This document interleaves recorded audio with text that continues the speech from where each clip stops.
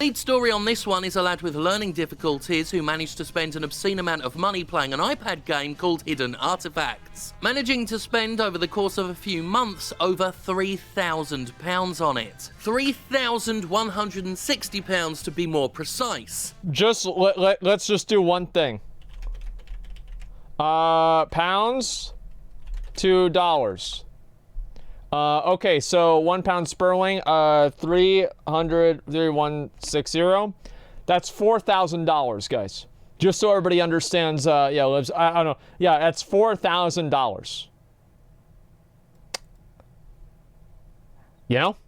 That's a lot of fucking money. That's basically a car.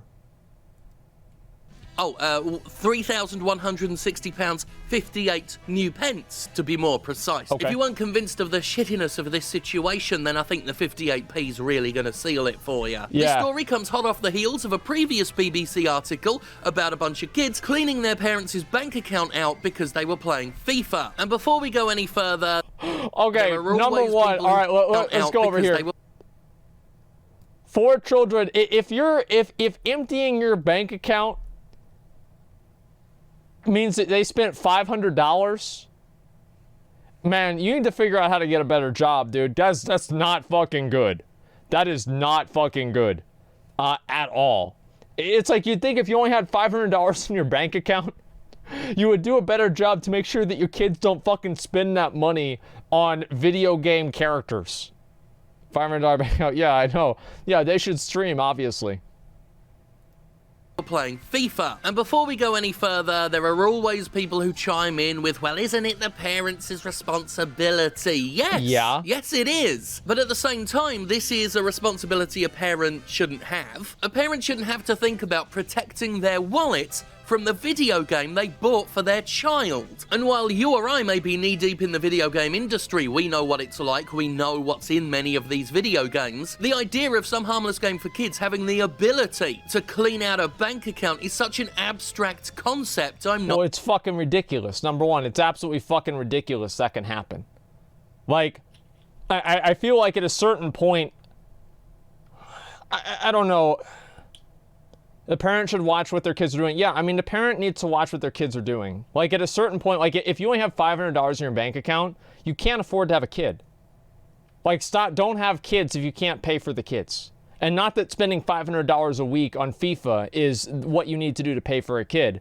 But I don't like this idea of never criticizing people's very, very clear bad life decisions. And then saying, oh, well, if you criticize and you say, yeah, if you only have $500 in your account, you should try to do something better with your life.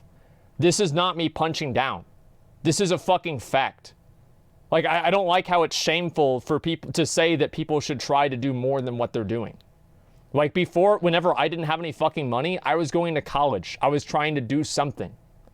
Like, if you can't do anything like that, then you shouldn't have a fucking kid because you can't take care of it. Like, I don't know what to say about that. People just get their fucking feelings hurt, try to act like these moral arbiters, and rationalize the consistent bad decisions that people make. At a certain point, where is the responsibility of the individual? Where does the individual come in and you say, maybe this is your fault that you're in this situation? I think that if you only have $500 in your bank account and your kid is spending all of your money on FIFA coins, then yes, obviously EA, you know, they're bad.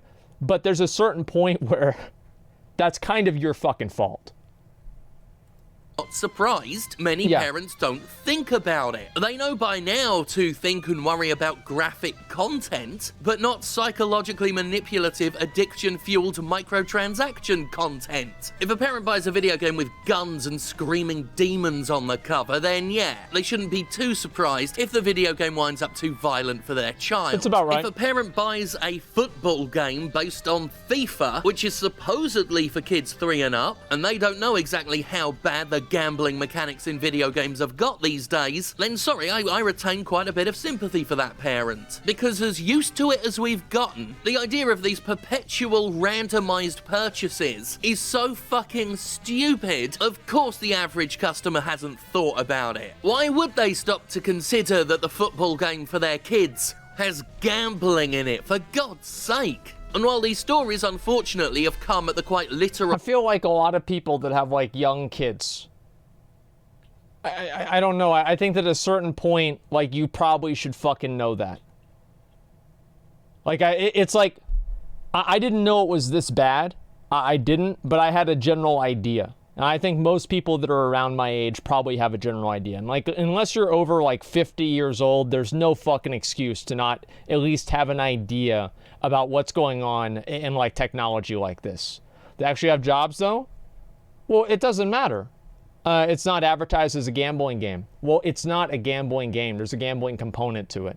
The game's rated ages 3 years and up. Well, that's why you start them early. Because if you have them gambling at 3 years old, by the time that they turn 10, they're already to use their entire mom's savings account to buy a fucking FIFA roster. I mean, it just goes there, all right? I love it, man. $400. No, I mean, like, the truth is, this is the way that it's going to go. It's always going to go this way. I think that the point where I think that it should stop, in my opinion, is random boxes. I don't like random boxes. I think buying different items directly is okay. But the random boxes, that's too much for me. Pretty much saying just get a better job, forehead. What is there no personal responsibility? Is there literally no personal responsibility? It's literally impossible for somebody to improve their situation at all. And so any situation that they are part of is the best that they can ever do. And you should never look and say, maybe you should try harder to be in a better position. Listen, for 99% probably of people that are in that position, I know plenty of them because I grew up with them. The reason why they're in a bad position is because they were lazy in school, they did nothing, they don't try at all, and that's the way it goes. How do I know that? Because I was in school with them. They're working at Walmart now, and they fuck off at Walmart, they sit there on their phones, and they don't care. That's the truth. Get mad all you want. Cost of families, thank God they're getting out there so at last people can be educated on a wider scale. In a manner similar to the video we published called The Addictive Cost of Predatory Video Game Monetization, the BBC has a number of testimonials from people who have been affected by recurrent user spending in video games. While we spoke to vulnerable adults with shopping addictions and problem gambling issues, the BBC article provides testimonials from parents whose kids accidentally cost them a fuck ton of money because of these games. So here's the lead story from the article. My son spent £3,160 in one game. Here we go. I have a 22-year-old disabled son who has cerebral palsy, complex epilepsy, autism, learning difficulties, and the approximate cognitive ability of a 7-year-old child. He is unable to do any bilateral activities, so relies heavily on his iPad and PlayStation for entertainment and educational activities. He has recently been playing a game on his iPad called Hidden Artifacts, which involves finding various items and matching them to the description. He has been charged £3,160.58 between 18th of February and 30th of May 2019, clearing out his entire savings. I contacted iTunes, who are extremely helpful but were unable to refund the amount, and suggested I contact Blastworks Limited, the app developer and game provider. I have phoned and emailed several times but have had no response. It is I think in my opinion for this, right, the way they need to solve this problem is they need to create some sort of like a law. You know how like cars have like the lemon law, where like if you buy a car and then it breaks down within like a short period of time, you can just return the car 100%. They need to do the same thing with like these microtransaction things. And this is what parents could deal with, right? Is if you had a thing to where it doesn't matter what your kid buys or anything like that, you can return and just like completely negate that within like a 24 or 72 hour period. That, I mean, if they want to do any sort of legislation, that seems like the smartest way of approaching it. Yeah, I mean, a regulation needs to be regulated. Yeah, I mean, is that a bad idea? Parental controls, the lemon law is a California only law. Okay, well, that's still the same point that I'm making. I mean, it's an example of something and them just doing that the same way. Regulation, well, of course things should be regulated because people are too stupid to think for themselves and needed the government to protect them. Like, what do you mean? Like, of course they are. Like, I'm sorry, but that's the whole reason. Like, yeah, they're too stupid thing for deciding the government to protect them. Of course. Regulations are 100% needed. Yeah, they are. And what a moron. Yeah, I'm sure. But here's the thing, man. Is like, this is the way that I think they should take it. I don't know. McConnell, do you agree with that? Yeah. Yeah, I mean, that seems like the best idea. Just make it to where they have it to, like a 72-hour period or like a period of time after you buy the microtransactions that you can refund all of them and it's okay. I think that game developers should have that. And it's to prevent things like this from happening. And it wouldn't be an issue, right? It wouldn't be an issue if people, if they didn't have the random boxes. Defending EA for taking advantage of a disabled person. Wow, you should make a Reddit thread about that. Extremely distressing that vulnerable people such as my son become victims of what is thought to be an educational game. I have tried tirelessly to recoup his life savings, but constantly come up against a brick wall. Yep. I won't read out all of the stories in the article, they all pretty much hit the same points, but... It's the parents' fault. Don't blame the company for their mistake.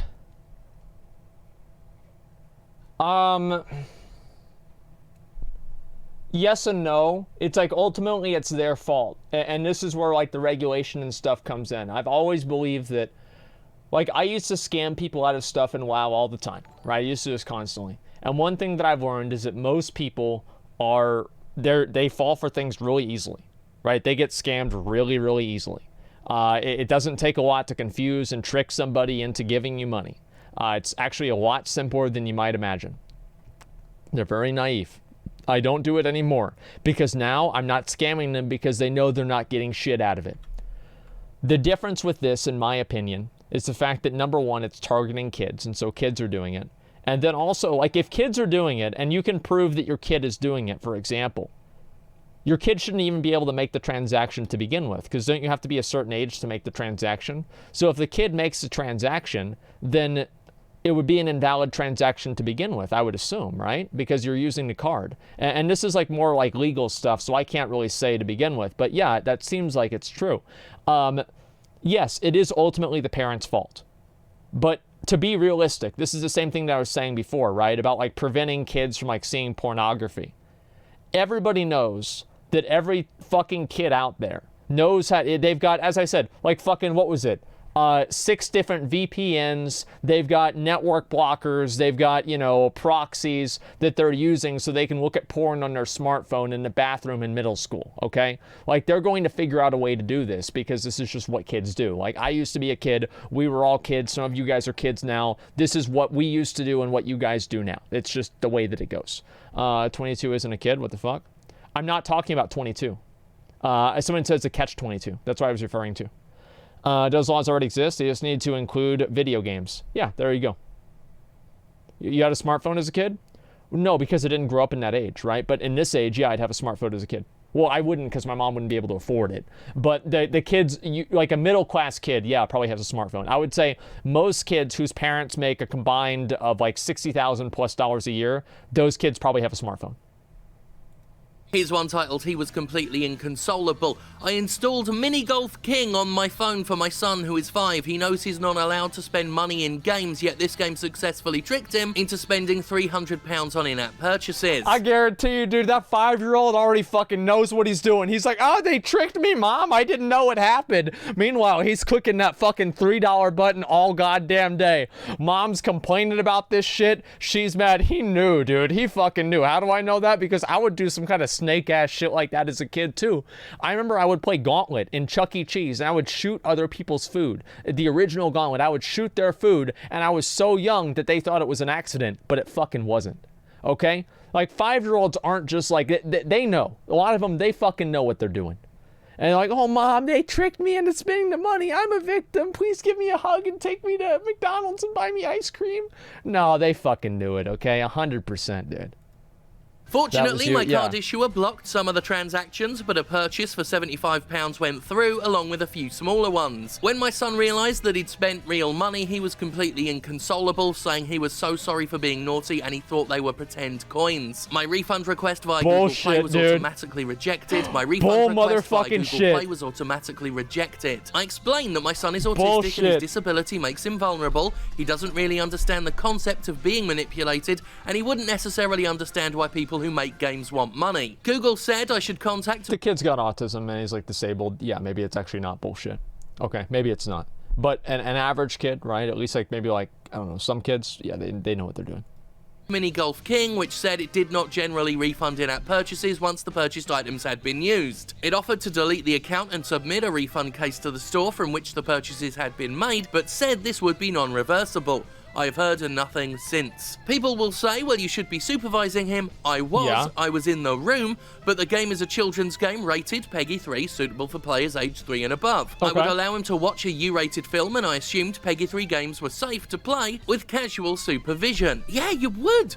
Most parents would. Our son spent £700 on Clash of Clans. This happened to us a few years ago when we were very new to all this. We are technically savvy but didn't think to put a password on, and my son, who was 12, ended up spending around £700. It was on his own phone and he managed to download Clash of Clans through a Google Play account, enter his own children's bank card details, and buy lots of in-game items. We didn't realise until we checked his bank statement and it was virtually empty. Listen, bro, dude, if your kid's got a bank statement, it's 12 years old, $700 isn't a big deal to you at all.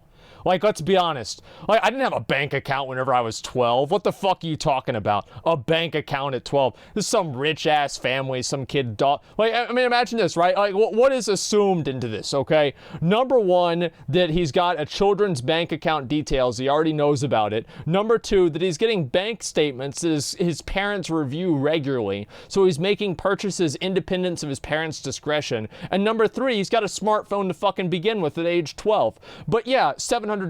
Like, give me a fucking break, dude. I can guarantee this. They can pay for it, okay? Like, not any better, but it's just to put this into context.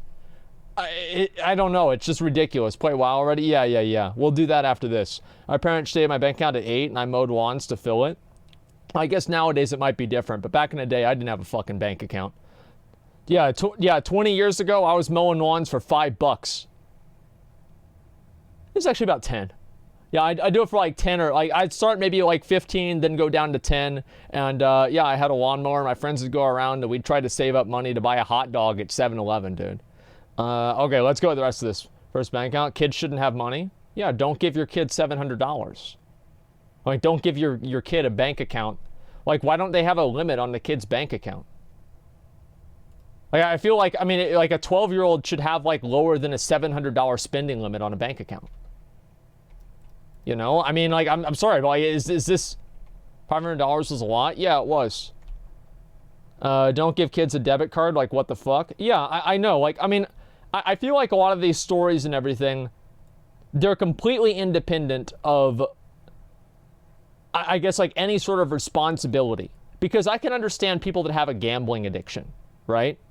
But it's like the parents should prevent that kind of shit from happening. Like, you should expect that your kid's gonna do stupid shit. If you don't expect that your kid's gonna do stupid shit with a bank account card, then that's a stupid tax. And the dumber you are about it, the more you pay. And today, the price was $700.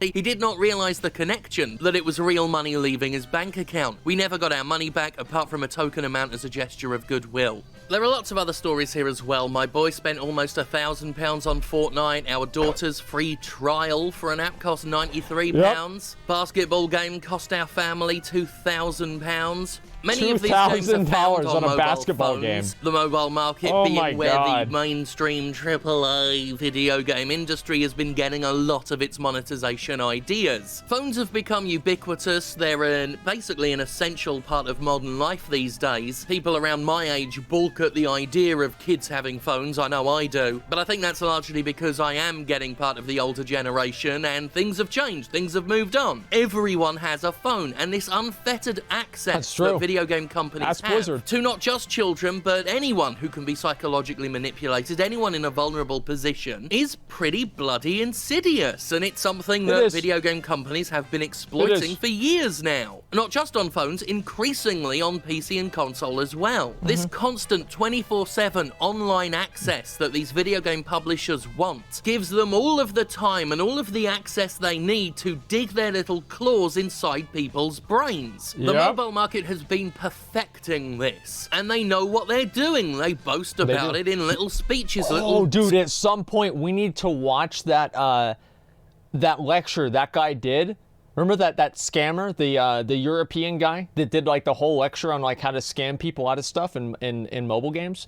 We need to fucking do it. We're not gonna do it today. We're not gonna do it today, but we'll do it probably like tomorrow or some shit. 100%, man. 100%. Yeah. Well, remind me to watch that tomorrow, and we'll do it. Whaling? They give to each other. We revealed one such talk on that predatory monetization video we did. Okay. This recurrent user spending that the video game industry loves so much is wholly predatory, completely exploitative. And there are still people in other areas of games media that tell me that I'm being hyperbolic when I say that. They've been dismissing my arguments for years, but more and more we're seeing that all of that dismissal is a little more than propaganda that helps companies get away with what they're doing because they expect people to not take it seriously. They expect problem gamblers and shopping addicts to be laughed at and derided and ignored, and they use that ignorance to portray such people as whales. At a certain point, I think that what he's saying is true.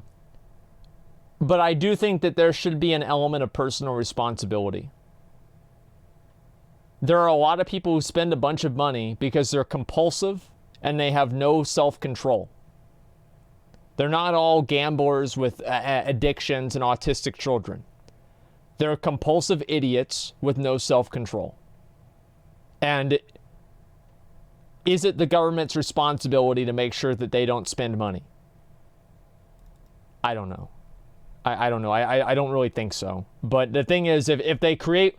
I think that what they need to do, as I said before, they need to remove the random boxes and make a law to where if you spend money on something, you have like a 24 or 72-hour window to refund all of it. Like, that's the only two things I think they should do, and this problem would be solved, like 90% of it would be solved. Spenders who just love their video game purchases so gosh dang much. They expect 100% of the responsibility to be on the customer, regardless of the context, regardless of that individual user's vulnerabilities and circumstances. I am still receiving testimonials from people. I've got enough for maybe 2 more videos, maybe 3. That's content, boys. People who are cognizant of their own responsibility in all this, and as a result have had to stop playing a bunch of video games, because if they do get into a game with stuff like loot boxes in them, it may cause a relapse in their gambling addiction, and that shouldn't be the fucking case with video games, with escapist entertainment. I look at what's gone into some of these video games now, just how unchecked the exploitation in them is, and it makes me so genuinely fucking furious. Boy, dude. Men like Andrew House who come out to defend their gambling mechanics, defend their, what EA calls their surprise mechanics. Surprise. Wankers like Bobby Kotick over at Activision. It's like you open up the box and you don't get what you want. Surprise, you just wasted $5. Surprise. Do it again, idiot. And you just keep wasting your fucking time. It's insane. Blitz, just any of these executives who perpetuate and defend these sinister little microtransactions in their video games, they should all be completely ashamed of themselves. But they're not. They don't care. They're just doing their jobs. Well, their jobs hurt people. What is this video here? What is this?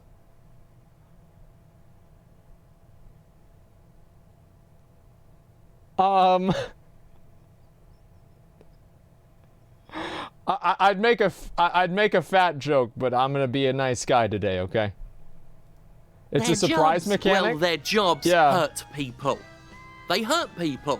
Straight up. Andrew House, your job is to hurt people for money. That's what it's become. That's what you've become. Damn. As I've said many times before, I'm not laser-focused on how this affects children per se.